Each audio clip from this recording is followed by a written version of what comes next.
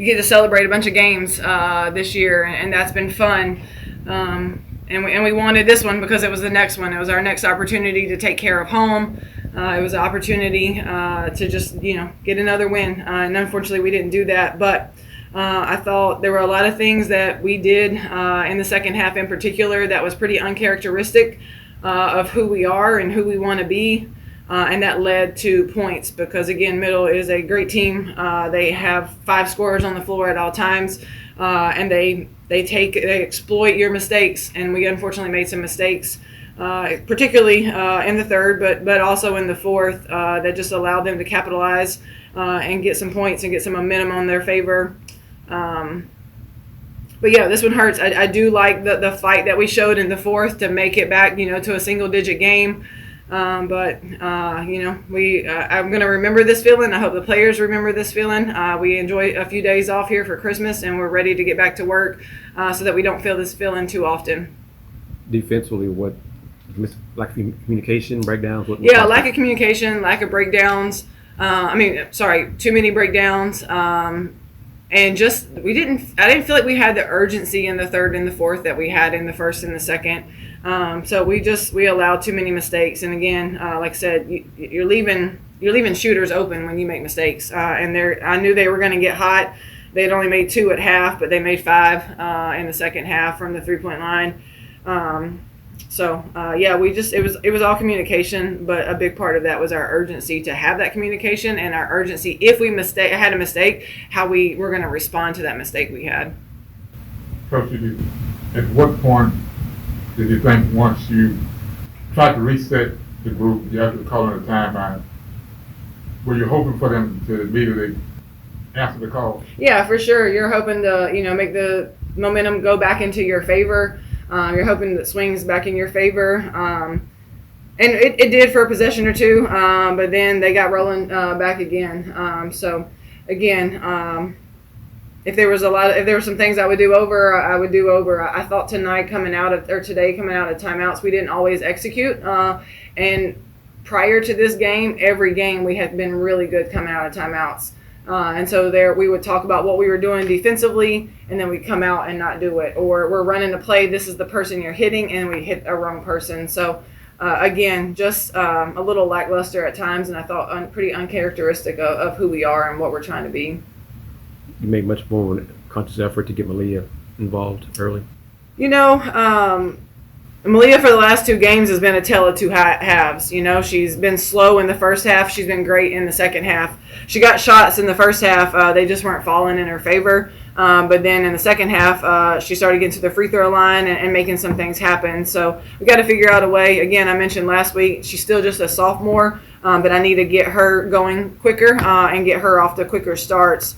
Honestly, I felt like Malia and Ashlee both the last 2 games have been a tale of 2 halves, and they've got both going in the second half.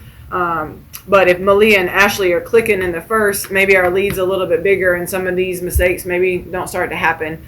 But we're a great team when Malia and Ashlee are going, and we just couldn't get them going in the first half.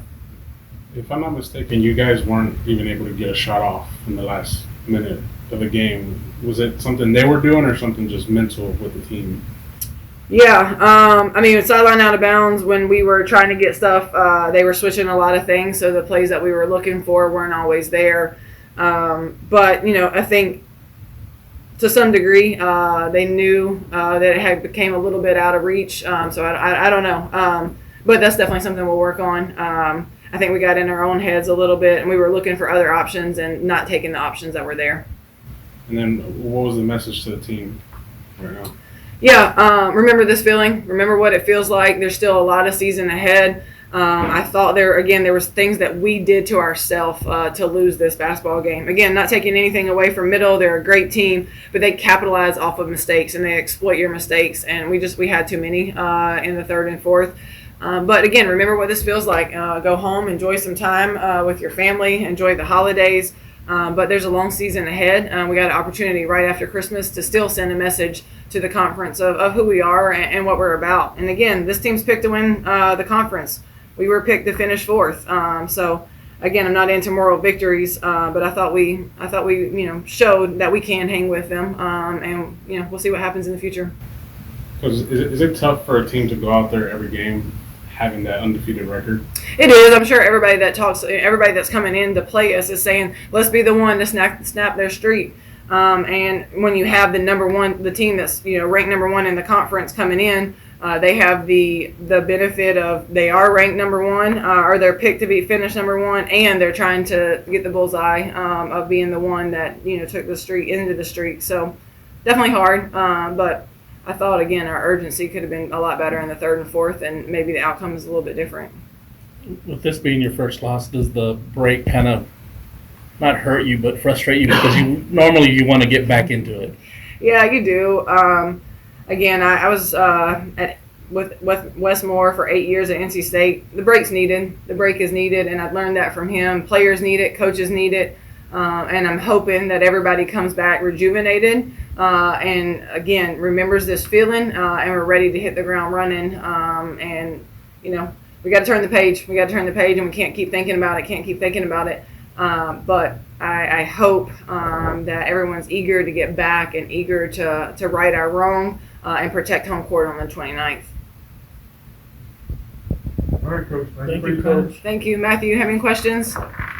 Yeah, I got one. A loss was probably going to come at some point. You probably weren't going to run the entire table.